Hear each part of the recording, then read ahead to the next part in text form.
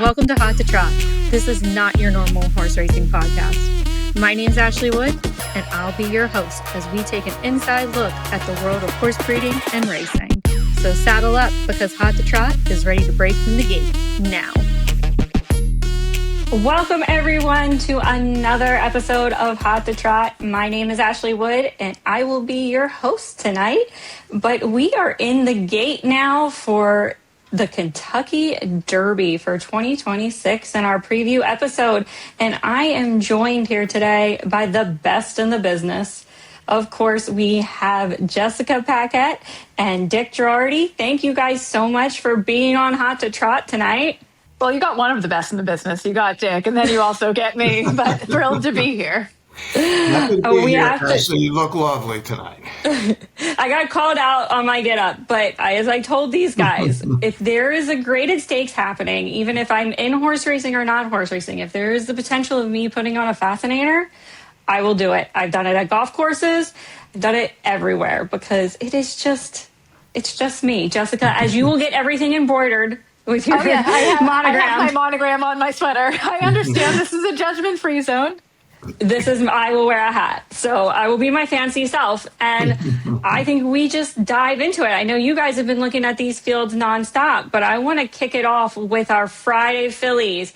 We have the Longines Kentucky Oaks with a massive purse of $1.5 million graded one, a mile and an eighth. Dick and Jessica, I've been looking at these 14 horses, and it is some serious heat here.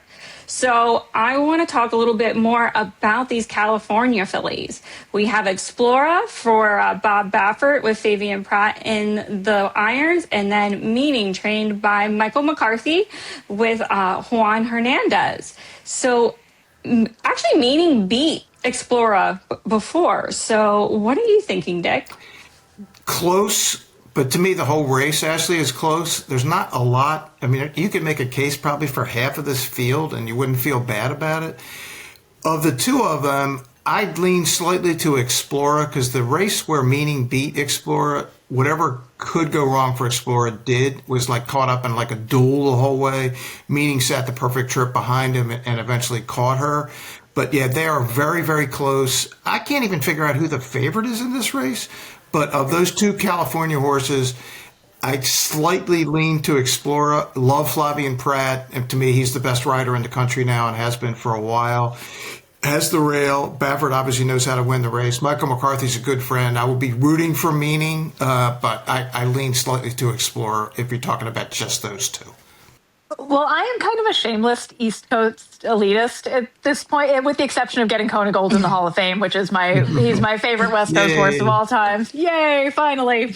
But so I think those fillies, I mean, they deserve respect. Obviously, a horse coming out of the Bob Baffert barn. I do give Explora probably a little bit more of an edge of the two. I'm not using either of them. I think this is an interesting race in that it is, to Dick's point, it's such a competitive group, and you could make a legitimate case, I think, for 12 of the 14 of them. And if you showed your work, you could make a justifiable case. And the fun thing about there not being a big standout star is it does become a very interesting race from a wagering standpoint. Yeah, I'm going to try this race, Ashley. My big thing is going to try to get alive to my Derby horse, which we'll get to later in the Oaks Derby double. So I'm going to use a couple of horses in there. Explora for sure, and probably Counting Stars the 4. If either one of them gets there, that will mean I'm going to have to bet significantly less to win on my horse in the Derby the next day. So that's my plan at the moment. And again, we'll hold off on the mystery for a little while on who I like in the Derby, because we know we're doing this to get the grand crescendo, which will come up later in the podcast. Do you think there's any scenario in which we get 12-1 on Bella Ballerina? I think anybody could be anything. I don't even know how they're going to bet the race, Jess. That's my issue here. It's so obviously competitive. There's no standout. There's no, where's Torpedo Anna? That horse just doesn't exist in this field. So, yeah, absolutely you could. Always a runner is intriguing. I thought the horse's race in New York was awesome, but I could say that, as I said, for half the field. It's a very cool Oaks. Where's the 3 to 5 shot that's going to win by 20 lengths? And then not here this year. So I think the field has really shifted with the scratch of Bottle of Rouge. So now we have Zany as the favorite, but facing off against Percy's Bars now in the game, who has beaten Zany. Yep. You did beat Zany last time, yeah. Yep. Yeah. Came up the rail at Keeneland and ran right by Zany like you were saying. So, yep. So what do you I'm really liking Percy's Bar for this race, honestly. Okay. So I'm a little biased towards Zany, and this is a case where kind of being a sentimental person gets me a little bit in trouble. So I have a logical selection, and then I have a little bit of a sentimental thing. I'm rooting for Zany, kind of like you're rooting for Michael McCarthy's horse, right? I'm rooting for Zany. A friend of mine worked hot walking for Todd over the summer at Monmouth and knew this filly before she made her, I believe, her first start when she was just a little horse in the barn, and was really fond of her. So it's been fun watching her develop with like the connection of someone I know. My logical selection is Bella Ballerina, and I think the biggest day of the year is an interesting choice to do something different. Making any sort of equipment change on the day that matters most. It has not historically gone very well. I think of Palace Malice with the blinkers on, but Brendan Walsh is, I think, as smart as a trainer as you'll find, right? And he's one who, if he's taking the blinkers off of this horse, you have to wonder if he wants her to relax a little bit, because she has been so keen in kind of all of her starts, and there's so much speed, I think, to her inside that if she can like relax off of that, she's shown she can fight. So I think she's kind of an interesting question mark for me. Yeah, and one of the cool things about this race, Ashley, on September 19th, Jessica's going to be calling some of these horses in the Kentucky at Parx. That's right? the idea. That's one of the fun things about the Kentucky Oaks. And we've had the winner of the Kentucky Oaks has come to Parx. We've had a number of horses that have run in the race. So I suspect there'll be a few of these come September at Parx.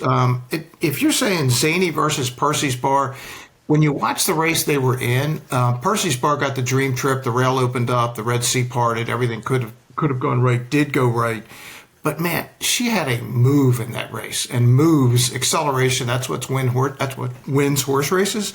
So I thought she was just better. It wasn't just that she got the better trip. I think Zany is probably going to get a little overbet, because she was the hype horse coming in. And what happens is when a horse gets beat the first time as a big, overwhelming favorite, everybody wants to come back again because they don't accept the reality of what happened. They want to come back one more time. And I'm not dismissing Zany at all. She can certainly win. But I think you're probably going to get less price than you deserve for her. So a horse like Percy's Bar, a question for you, Dick, right? Yes. I remember in the old days, it used to be like Churchill Downs with this surface that horses either loved or hated. Yep. And I don't think of it that way anymore. But I do think sometimes as handicappers, we get stuck into some old Sure. habits where you look through and you go, oh, this horse likes Churchill. Not every horse likes Churchill. But I remember, like, this isn't the 90s anymore. Surfaces are a lot more even and a lot more kind of universal than they used to be. So that's just as like a silly handicapping observation I've had, because I find myself falling into that sometimes, because I remember Skipaway hated Churchill Downs, right? And it's the little things that stick in your brain. So that had no actual like real valid point, just an observation. Now the question is it Keeneland? Is that what Percy's Bar is all about? Does she love Keeneland? Is that why she was so good? We're going to have the same question come up in a little bit in the Derby with a horse. But I just think that she's just got better from 2 to 3. Wasn't ready for the Breeders' Cup, but was clearly ready for the debut as a 3-year-old. Was really, really good in that race. But again, she could win. I'm looking at, we got 14. I'm seriously asking, you could make a case, I could, for 7, which means to me that it's not the kind of race I'm going to spend a lot of money on. I'm strictly trying to take a shot with a couple of horses to get live to my horse the next day to save myself some money, because otherwise I'm going to have to bet a boatload of money to get the number that I would like to get on my horse on Saturday at 657 or thereabouts on Saturday night. Well, historically, when I bet, I always do better on Friday, and then I lose everything on Saturday. So maybe this year I just might like pull back and we'll set aside. If we do a good Friday, we're going to set a budget on Saturday. We're not going. I like that. I want to talk a little bit about the 2 closers in this race. We have Always a Runner, trained by Chad Brown, with Joel Rosario in the irons, and Prom Queen for Brad Cox with Javier Castellano. These 2 horses like to wait behind the leaders and then push it on home. What do you think with those? If we have someone like Bella Ballerina burn out, do you think we have our closers having a chance? And out of these two, which one would be the better closer to put on your ticket? Go ahead, Jess. Oh, I don't particularly like either of these horses. I think I'd give a little bit of more of a nod to Always a Runner. But it's kind of interesting, right? Like jockey intent's an interesting thing, and especially for a race like this, and with Dylan Davis going to the Barstool horse. I'm curious about how all of that plays out. I think Dylan Davis has a chance to have a real big couple of days, but Always a Runner is a little bit interesting to me. I mean, coming in, stepped up stakes. The Gazelle, I think, was a good Gazelle for what it's become. I think there have been sometimes these New York preps have lost a little bit of their luster, and I think they both came up really good this year. I'm not using either of them on my ticket. If the race sets up, Ashley, and you get a hot pace contested, you're right. These are the two of them that absolutely could come running. The numbers are there. Bloodline suggests longer is not going to be a problem. Obviously, the trainers are good enough. I think they're absolutely contenders. This is the kind of race you could be right about a lot of it and still miss, because it's just, you could play a trifecta. You could use 5 horses and the 6th horse gets involved. It's just one of those kinds of races, but it's also the kind that if you're a player, it's almost irresistible, because you know if you're right, you're going to make a lot of money in here. The problem is you have to be right. Well, you have to be right, and you have to bet well, and like those are two things that are sometimes not the same. Sometimes I'm right and I bet like an idiot. The most important thing in the sport is betting correctly. You got to be right at some level, but there's a lot of people that know how to pick horses that have zero idea how to bet them. And unless you spend a lot of time at the track, Ashley, I mean, I'm talking a lot of time, it's very complicated to know what the right play is. And a lot of times there is no right play. You're just trying to figure it out. And my advice to people would be, if you're not sure and you love one horse, that's why they have the win pool. That's what it's there. Yep. I love to play those pick 4, pick 5, pick 6. Of course you do. Yeah, that's right. Anybody that knows me knows that's my game. But I will do some trifectas on these bigger races and superfectas. Just have that single ticket hopefully hit. But that's the lure of it all. That's the fun of it, because every once in a while you can make a big hit. You sure can. No. Country House, that was a real big trifecta for me. Oh wow. Yeah. That would have been a good day. Just I was a happy girl. Yeah, don't spend too much in the same place, Jess. Now, come on now. I leased a real nice horse that summer. Yeah, I always give myself a budget, and I tell everyone to bet responsibly and do your budget. And once the budget's gone, we don't bet anymore. That's it. You're done. That's it. Every day has a budget. So Friday's got a budget and Saturday does. So I don't know anything about budgets. I just fire away. Okay. I'm a little bit younger, and I got kids that need to go to college. Understood. Mama's got budgets. I get it. I'm not suggesting you do it the way I do it, Ashley. Go for it. I like your style. My bankroll's not that much, but she's usually a good bankroll. This is like my time of year for fun. I'm not claiming to be a handicapper. This is why I got you guys on, because then I'll make my solid picks after talking to you both. Yeah. All right, Dick, tell me who's going on your ticket for the 2026 Kentucky Oaks. Yeah, I'm gonna use the 1 and 4 as my keys. Explora and Counting Stars. Counting Stars as the best number in the race, and I think it's going to get overlooked because it's kind of a one race deal.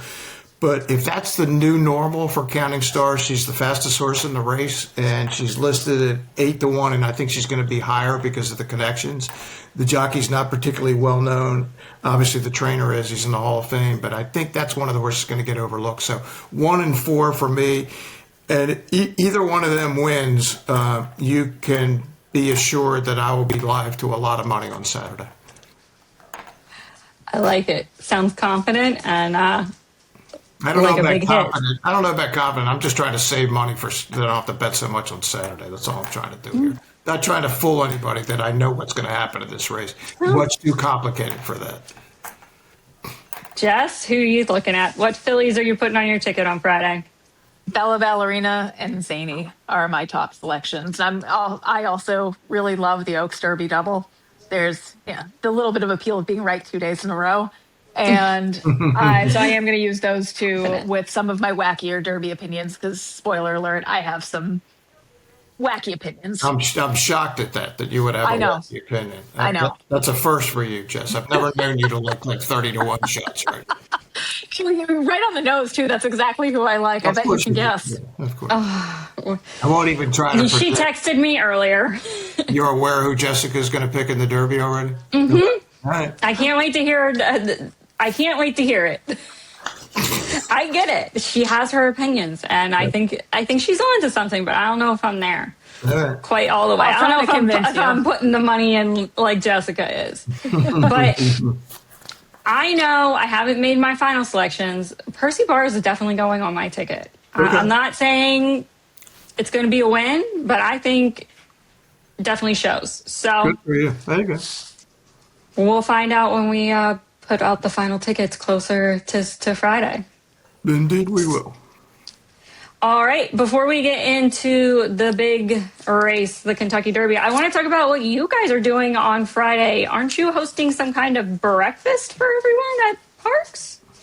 There'll be a breakfast on Saturday that our friends at the PTHA host and put on for folks to come watch workouts and, who knows, meet some trainers, jockeys. Dick and I, along with Jody McDonald, will be on Friday hosting a handicapping seminar at Parx, kind of on the first floor by the Horseman's Lounge at 11 a.m., where Dick guarantees you, like, all the winners. I make no promises. I'm not making any this year either. I found both cards, both days complicated. I have one horse on Saturday that can't lose. Other than that, it's pretty complicated. Wow. But we'll have some laughs, I promise, beyond that. Yeah, we will definitely have some laughs. Yeah, for sure. And do people need to register? Can they just show up, or is it going to be streamed? You can just show up, heckle the announcer. We're also racing on Friday and Saturday, both days. So if you are going to heckle the announcer, please bring me a coffee. I like an iced coffee with oat milk. I will not heckle her. I will heckle her selections. We're not heckling Jessica. Will you show up in a fascinator? No, I have to put a headset on. Absolutely not. No, I get to be like a grubby announcer now. I don't have to look nice. It's wonderful. I'll be there in a baseball cap. Does that work? And a hoodie. That's Dick. The uniform. All right. Well, I think that sounds great. I look forward to getting all of. There you go, Dick. I look forward to getting your picks and finding out who's Dick's betting on and who's Jessica's not guaranteeing. And I'm not even. I just have a selection. I'm guaranteeing nothing this year. All right. Let's talk Derby. May 2nd, we are doing the 152nd Kentucky Derby. We'll be breaking at race 12 approximately around 6:57, and we have a 20-horse field to go over, which is a lot. A lot of horses. Of course, we're not going to be touching on every one of them. We're just going to talk about the top competitors, who has the post position edge, and who we think can wear the blanket of roses this year. So I think we start off with the two big guns, and my dogs are going to start their evening madness. So if everybody hears growling, Bella and Bruno, we are talking Derby. That's right. Go lay down. I'm not Jessica's well-mannered dog. Oh, no, she's just deaf, so she has no idea what's happening. I wish I could have got a deaf one.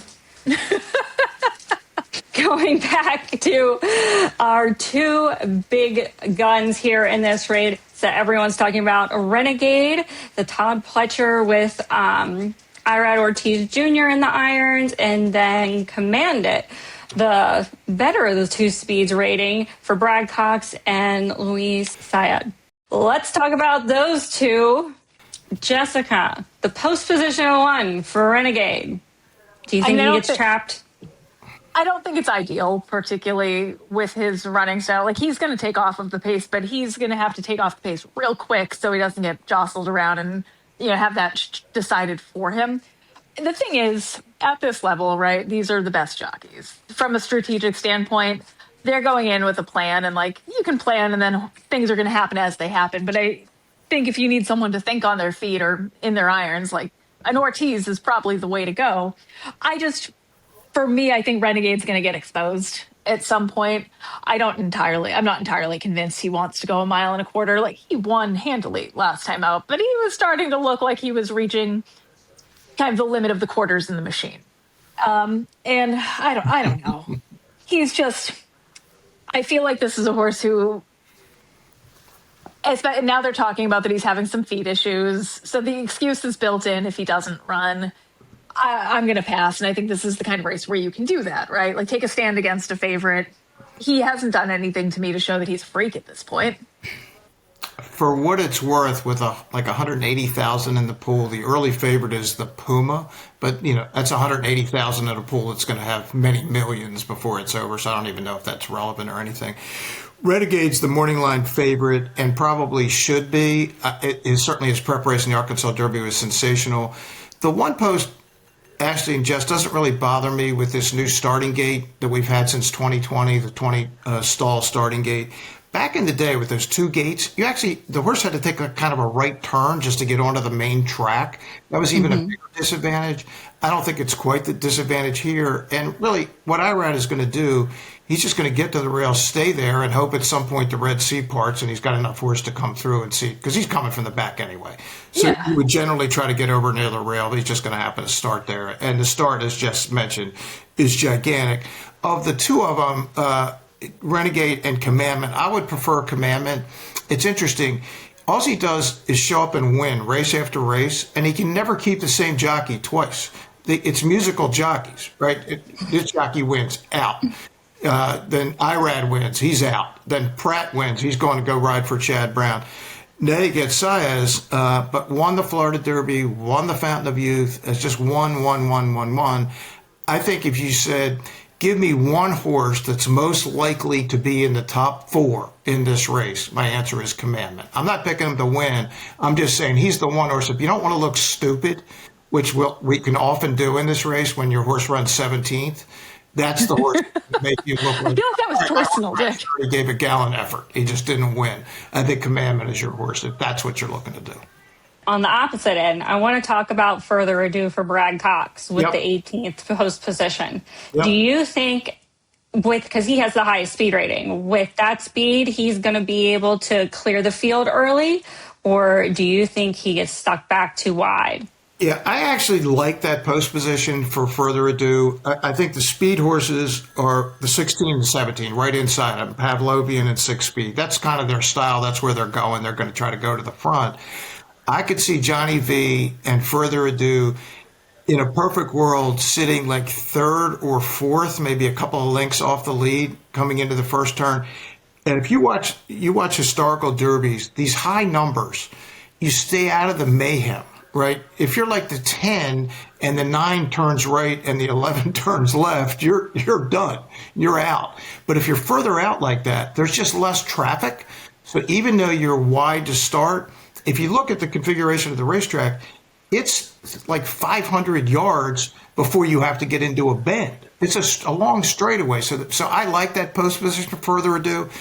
If he can come back to his Bluegrass Stakes and the 106 Fire, which, as you mentioned, is the best number in the race, that's got a really good chance to win the race.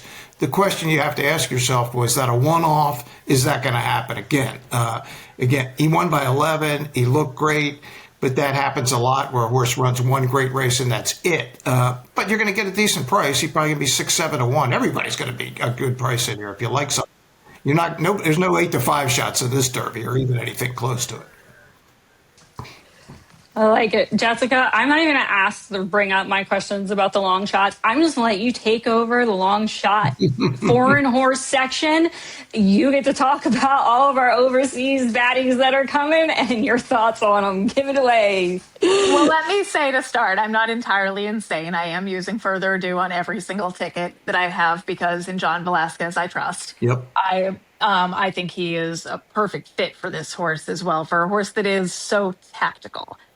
And I think that's really what wins races, a horse that's able to kind of adjust to what's happening around them. And this is a horse that I think should, like Dick said, if everything goes kind of according to plan, he could sit a really ideal stalking trip here. And I think there'll be plenty left. And no one finishes better than Johnny V.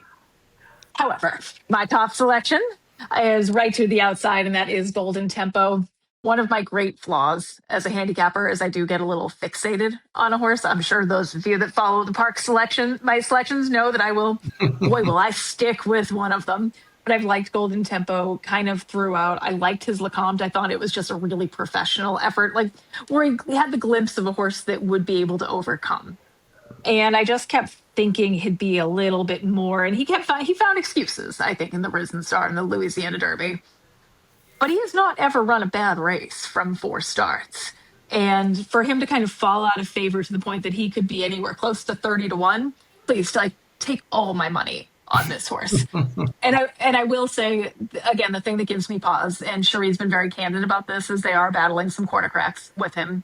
It's a hindfoot quarter crack, is my understanding, which bothers me less than if it was up front, I think. But I don't like, kind of anyone that's having to patch their feet together before the race that matters most. That is a thing that it always, as a horse person, gives me a little bit of a pause, because quarter cracks are, imagine like splitting your fingernail, right? Like, it's unpleasant. It's uncomfortable.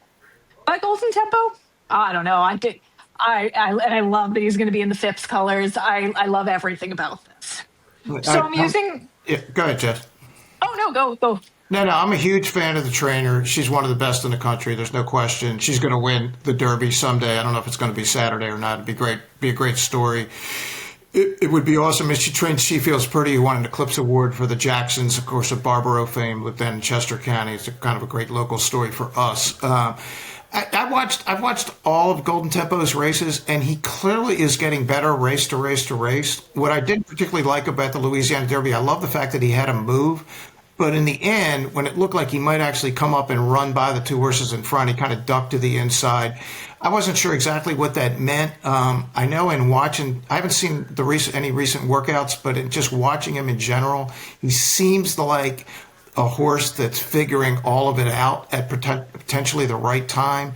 He just hasn't run a race yet that can win. But look, neither had Sovereignty last year. But you knew, because of the trainer, and certainly Jessica did, and a number of people did, that he was going to run his best race on the first Saturday in May, and he did.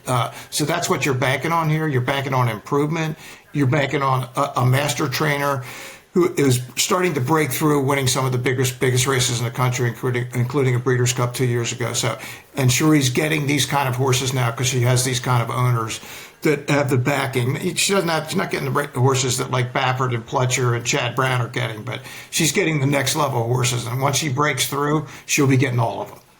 Well, she's getting the homebreds, and that actually, kind of says something in a different way. It's that she's not just getting the people with the big bank accounts filling her barn with multi-million-dollar 2-year-olds, right? Yep. She's getting these multi-generation. I think there's nothing more special than a homebred, especially in a sport that does lend itself to some glory chasing at times. Sure. And there's a really beautiful thing to go through Golden Tempo's female family, and it's like lovely Phipps horse after lovely Phipps horse. Like Carumba was a cool mare. And so there's like a neat bit of the history of it too that I really love. I say this as my stallion register is like staring at me on my bookshelf because I am an endless nerd. So I love that you love the breeding part of it. That's something I love about you, Jess. Yeah, no lies detected here. And then on all of my tickets, I'm using both Japanese horses. They're both certainly coming into this race in unconventional training ways, as they do. But I think at this point, if we're acting like the Japanese cannot train a racehorse that can come to America and take our biggest day, we're lying to ourselves. And these two are both bred for it. I mean, Denon Bourbon is domestically bred. If he was trained by anyone else, he would be 7-1 in this spot off of that kind of record if it was domestic. So I think both of them are interesting. Wonder Dean is a little bit more of a question mark for me. I think coming out of the UAE Derby, that hasn't exactly lent itself to some great success on the first Saturday in May, but I think they're both really interesting, and I'm going to use both of them. Yeah, I was looking at 6-speed, but I don't think it's going to make my ticket. It would have been interesting, but it would be a great long shot. You will not catch me sleeping when they finally win, because it's just a matter of time before they do. And Forever Young was obviously he was the horse, right? Yeah. And but I think they've been playing chess while we've all been playing checkers as far as what we've been breeding and developing and the way we've been training racehorses here. So it's just a matter of time. It could be this week. I want to talk about another tactical horse, Chief Wallaby Dick. We're putting on blinkers for the first time, right? Yep. Yeah, this is very un-Bill Mott like, but sometimes when you win the Derby like you did last year, of course he's now won it twice. Country House got moved up on a DQ. You get Derby fever a little bit, and I think maybe he has a little bit with Chief Wallaby because this is so unlike how he does things normally with a horse. You don't see him, and he's even said it himself. I don't really do this. I don't have horses that just start early in the year and I sort of, in quotation marks, rush them into the Derby. But having said that, I think the horse has earned his way in. Clearly, his Florida Derby was sensational when he finished just behind two of the obvious favorites in this race. His other races, he's got pop in every race. You can see he's got talent. The blinkers, when I watched the recent workout with the blinkers, I could see a definite improvement. I think he's 100% a contender. And if he wins, I will not be the least bit surprised because he's got one of the great trainers in American history on his side. And it's always a good place to be trained by Bill Mott.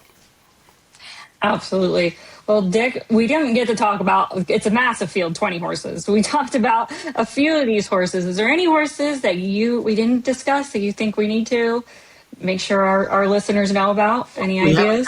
We haven't gotten to my selection yet. Are you ready? I'm ready. So Jessica mentioned Forever Young from 2 years ago. He was 100% the best horse in the Derby. He finished third. Whatever could go wrong did go wrong. He has since come back to prove that he's the best dirt horse in the world, winning the Breeders' Cup last year, winning the Saudi Cup twice. He's over 30 million in earnings. When I watched the replays of Denon Bourbon about a month ago, That's who you like? I was blown away. It's like when you watch first time, if you're into sports, which I am, I covered basketball for years. The first time you see a great athlete, when you're looking either on a screen or in person, and that athlete is so much better than all the rest, it kind of takes your breath away. That's how I was watching Denon Bourbon's races. But once I did that, that's one thing to see it visually. But then to me, I'm a data person. I want to find out how fast is this horse? What are the other times on the days that he's running? And all that stuff is now available. It's wild, the information is available if you're willing to take the time to look for it. Well, he's not only visually impressive, he's really fast.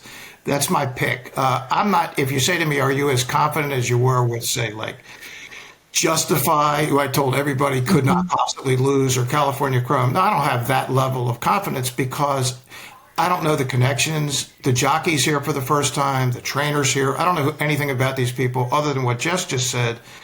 They're smarter than we are. I don't know why they are, but they're clearly proving it on the international stage. It's just a question of when one of the Japanese horses is going to win the Derby. And interestingly enough, it's with a Kentucky bred. There's a son, young sire, Maxfield, who absolutely loved Churchill Downs, if you're into that. The sire of Maxfield is Street Sense, who won the Kentucky Derby, loved Churchill Downs. So you have a lot of American stuff going through there.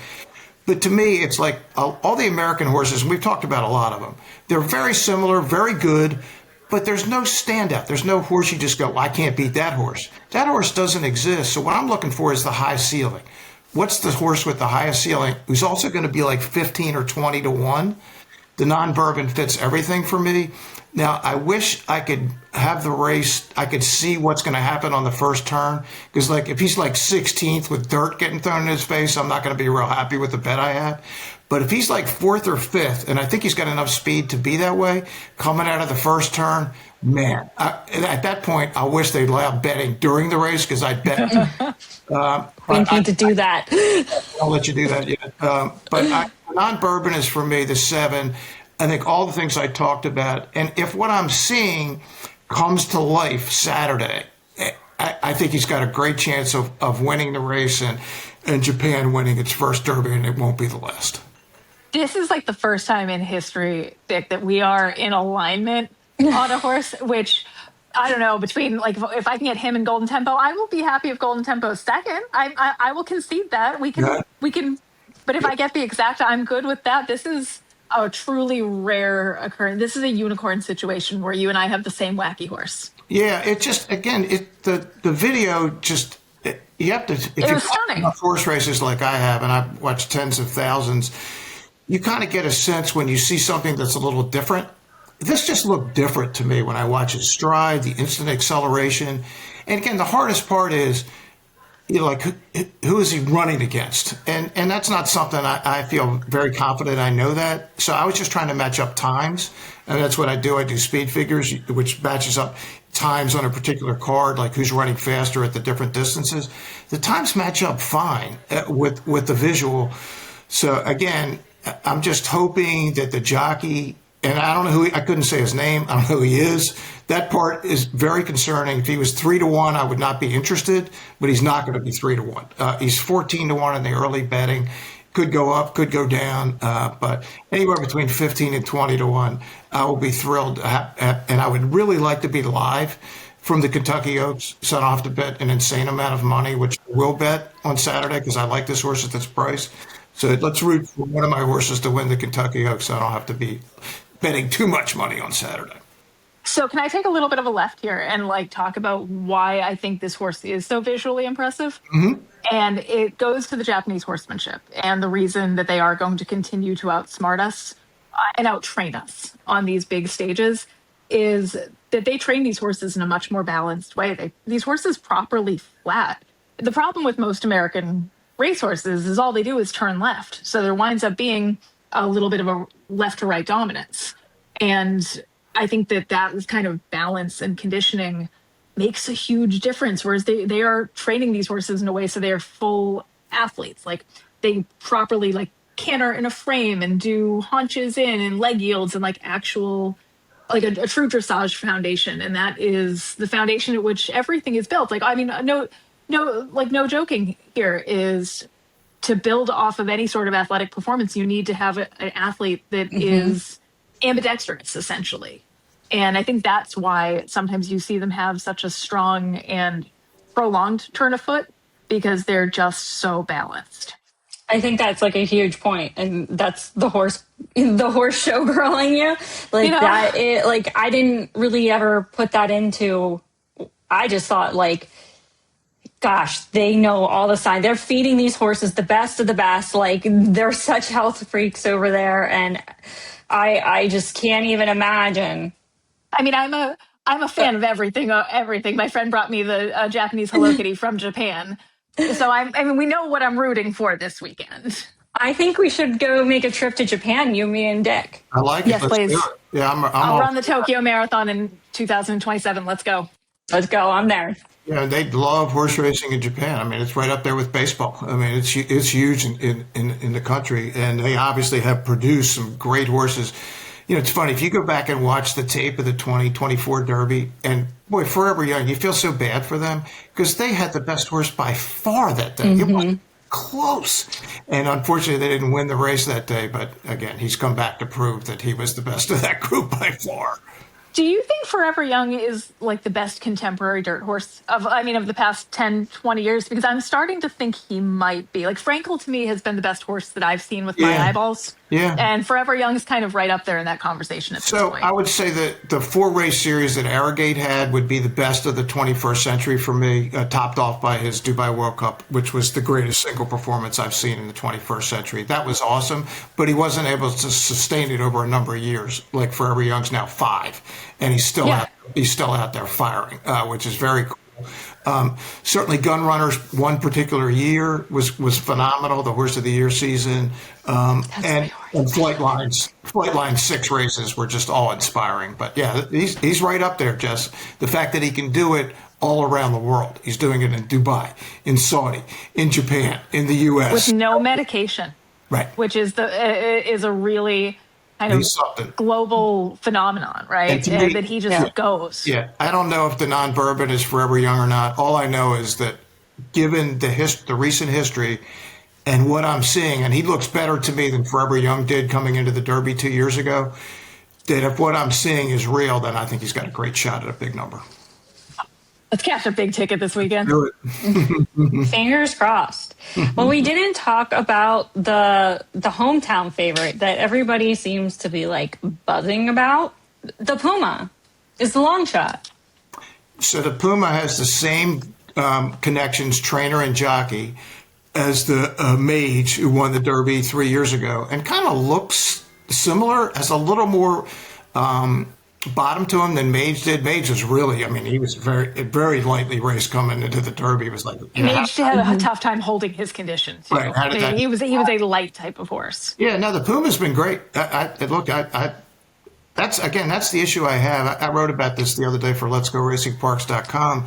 It's like all the American horses, I think they're all very consistent, very good, but none of them stands out to me over another. I wouldn't know which American horse to pick if I ended up picking one. That isn't the reason I ended up on the non-Bourbon, but it's one of the reasons. It's kind of like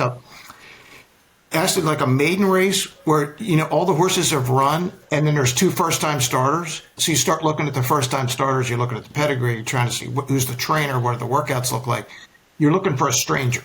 The stranger here to me is the non-Bourbon for most people. He's not a stranger to Jess and I, obviously. We've already seen.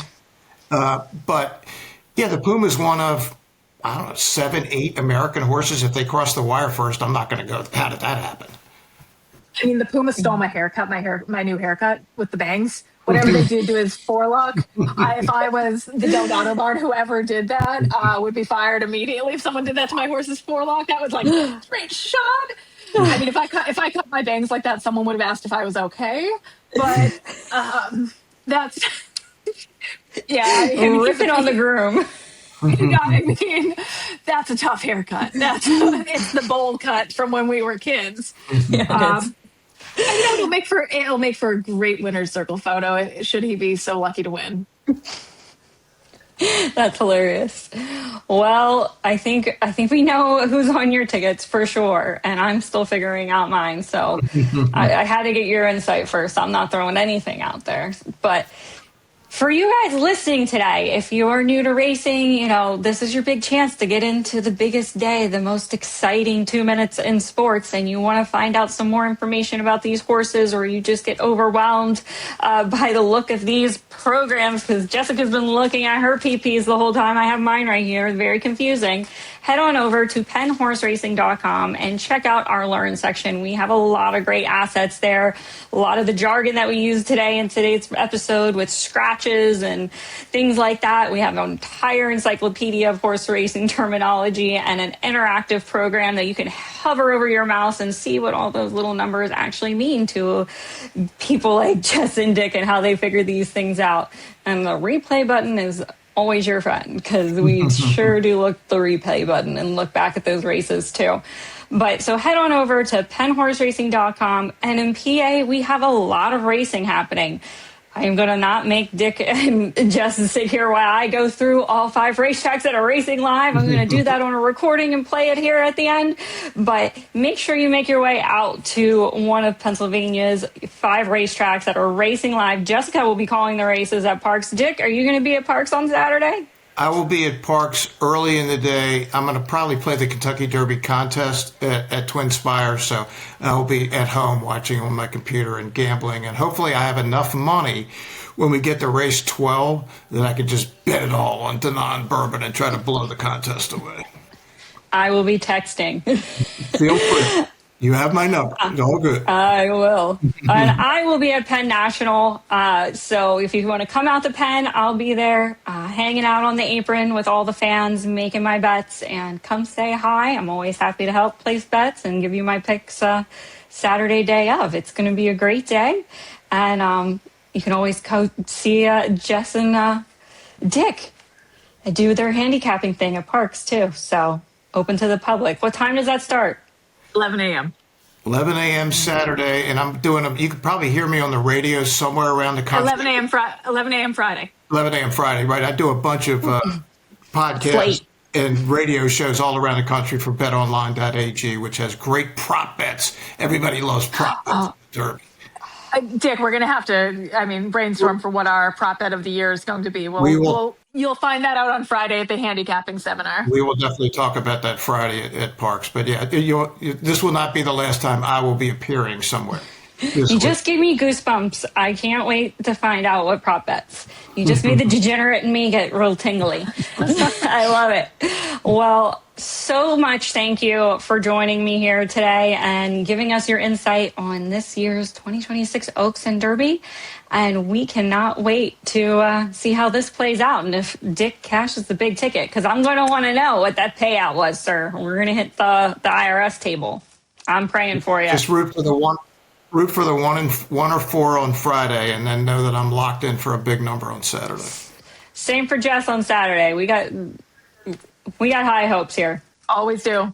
All right, thank you. Jessica's looking for that 719 exacta box. 719. That's Jess on Saturday. I can see That's it. All right. Well, thank you guys for joining me, and we'll talk to you soon. Thank you. Ashley. If you don't have plans for the Kentucky Derby yet, don't worry. We have you covered. You don't have to go to Kentucky to experience the thrill of the racetrack. Here's what's happening across Pennsylvania this Saturday. Hollywood Casino at the Meadows starts racing early at 10:30 a.m. Join the $1,000 hat contest or enter the $500 handicapping contest. We also have drawings for prizes from noon to 5. Parx Racing starts live racing at 12:40. Bring the whole family for free family fun with bounce houses and pony rides. Grab some grub at the food trucks and enjoy live music with ear candy. Harris Philadelphia will start racing at 12:40 also, with a party on the patio and a live DJ. Food and drink specials will be there. Make sure you sign in for their signature hat contest. Mohegan, Pennsylvania keeps it classy, starting racing at 1 p.m. They'll also have a hat review. Penn National Racing starts at 2 p.m. and they have free family fun too, with a rock climbing wall and bounce houses for the kids. Plus a hat contest, and winners will be drawn at 5 p.m. So make sure you come out. So no matter where you are in PA, there's a finish line near you, and we'll see you there.